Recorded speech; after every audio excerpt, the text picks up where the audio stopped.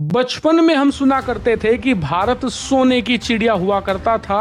अंग्रेजों के आने से पहले हमारा देश बहुत अमीर था और हमारे देश की समृद्धि पूरे दुनिया में जानी जाती थी। यहाँ तक कि एक बार को तो हमारे देश की जीडीपी पूरे वर्ल्ड की 25% हो गई थी, यानी कि 1/4 इकोनॉमी भारत में थी पूरी धरती की। और इसीलिए आज़ादी के बाद से हमारा लक्ष्य भी यही था कि हमें सोने की चिड़िया फिर से बनना है, लेकिन ऑफिशियली आज हम वो बन चुके हैं। जी हाँ, मैं मजाक नहीं कर रहा, भारत सोने की चिड़िया बन चुका है। इतना ही नहीं, अब तक अमेरिका के पास दुनिया का सबसे बड़ा स्वर्ण भंडार था। सबसे ज्यादा गोल्ड अमेरिका के पास था, करीबन 8000 टन। और ये कितना बड़ा है इससे अंदाजा लगाइए कि जो नंबर 2 पर है ना जर्मनी, उसके पास 3000 टन सोना मौजूद है। और नंबर 3 पर इटली, उसके पास तो 2500 टन है। यहाँ तक कि चीन छठे नंबर पर आता है 2000 टन सोने के भंडार के साथ। इससे आप अंदाजा लगाइए कि अमेरिका सिर्फ नंबर 1 नहीं है,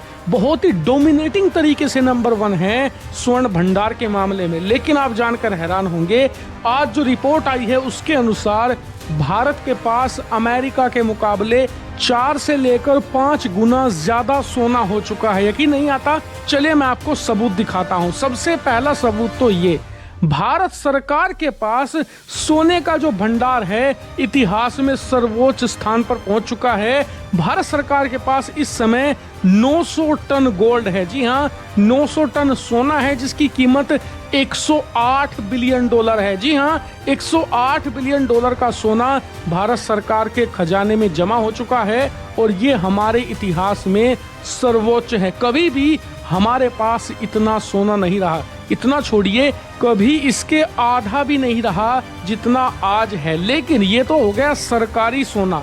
अब बात करते हैं भारत देश के पास कितना सोना है। इसके ऊपर आप देखिए, रिपोर्ट आई है जिसमें बताया गया है कि भारत के जो आम जनता है उसके पास करीबन 25,000 से लेकर 30,000 टन सोना है। यहाँ तक कि कुछ रिपोर्ट्स में तो ये भी क्लेम किया गया है कि भारत के लोग छुपा कर रखते हैं और उनके जो पुरखे हैं वो सोना छोड़कर जाते हैं जो पीढ़ी दर पीढ़ी ट्रांसफर होता है। इसीलिए अगर ये आंकड़ा 35,000 से लेकर 40,000 टन हो तो आश्चर्य की बात नहीं होगी। लेकिन कम से कम यानी कि जो मिनिमम है वो 25,000 टन सोना तो भारत के पास है ही। और इसकी कितनी वैल्यू है? 4 ट्रिलियन डॉलर। जी हाँ, भारत की जीडीपी से भी ज्यादा है भारतीय लोगों के पास सोना। लेकिन अब कुछ लोग कहेंगे कि आप तो भारत के लोगों का सोना जोड़ रहे हैं।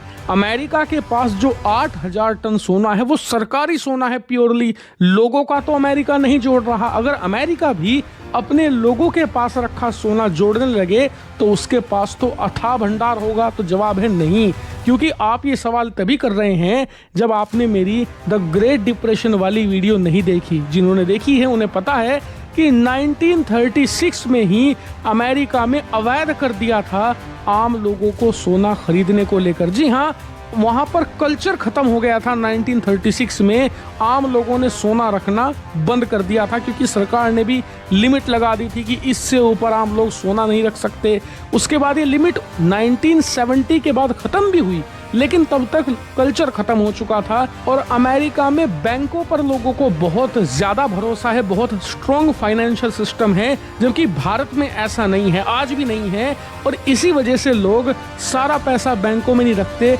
कुछ तो हम अपने कल्चर की वजह से शादियों में बहुत ज्यादा सोना खरीदते हैं। दूसरा, ये हमारा पैसे सेफ रखने का भी तरीका है, क्योंकि पहले मुगलों के काल में, उसके बाद जब ब्रिटिश राज आया तो हमारे यहाँ पर इनसिक्योरिटी बहुत ज़्यादा थी, लूटपाट बहुत ज़्यादा थी। और इसीलिए शासन से ही पैसे बचाने के लिए सोने के रूप में हम उसे संग्रहित करते थे और सेफ रखते थे। तो ये हमारे लिए सिर्फ एक शोभा बढ़ाने वाली चीज़ नहीं है, ये हमारे लिए एक इन्वेस्टमेंट भी है। और इसी वजह से भारत के लोगों के पास जितना सोना है इतना पूरे यूरोप के पास भी नहीं है।